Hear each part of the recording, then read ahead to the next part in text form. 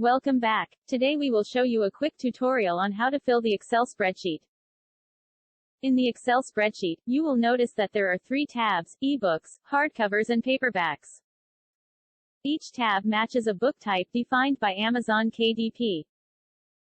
Please be careful. The red color columns are mandatory. The yellow color columns are optionals. If you miss a mandatory field, the KDP Uploader tool will raise an error message. For both cover and manuscript columns, you have to put the complete file name with its extension.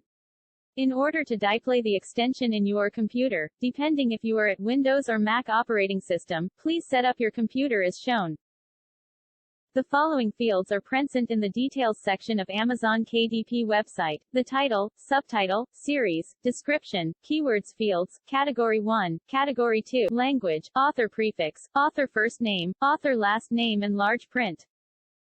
The interior and paper type, width, height, bleed settings, paperback cover finish are present in the Contents section of Amazon KDP website.